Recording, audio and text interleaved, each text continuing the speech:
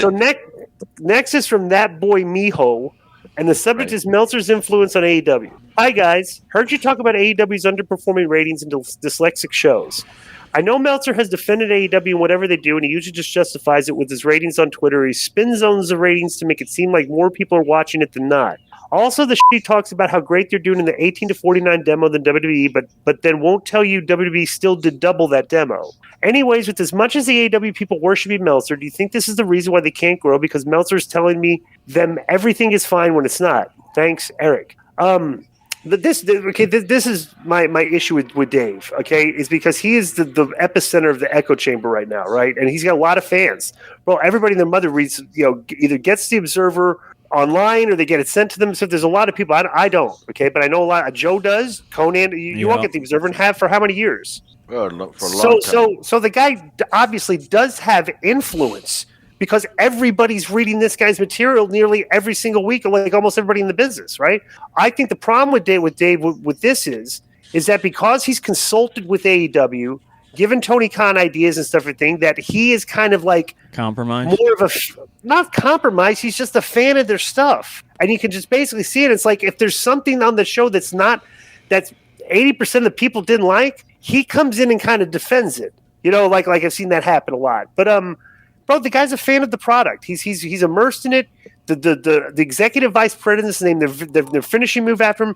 It's difficult for him to not be biased towards his product. It's just I just can't see how he can do it. He's friends with these guys and stuff. But the thing that I don't like is that they'll kind of like ignore WWE's successes when they're staring him right in the face. Like remember when we had Dave on and we were talking about like how good SmackDown is. It's like, yeah, SmackDown's all right. And I'm like, really? Like, dude, it's like more people watch that show than any other show. It's like, what do you it's like there's a reason for that, So because he likes the AEW product, and but if you know that, it's like, okay, that's fine. I'm not letting his opinions mold my thinking. It's just I read some of his stuff and listen to his clips. I agree with a lot of stuff he says.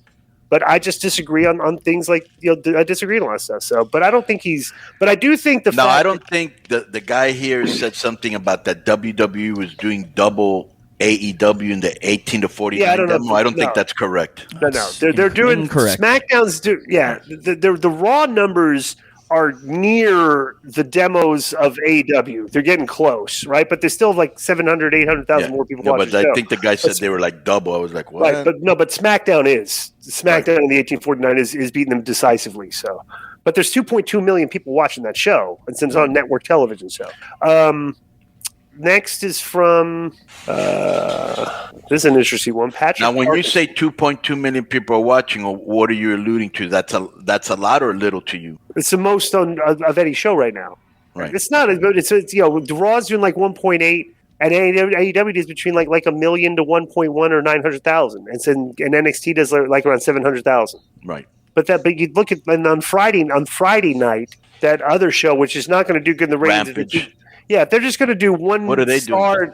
They did like 700,000 2 weeks ago. The ratings come out today. Actually, the ratings should be out now. Let me look. 4:00 they were coming out. Let me look at this.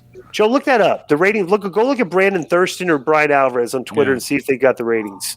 Do you follow Brandon Thurston? Yeah. Okay. Yeah, if we could get one of those two guys.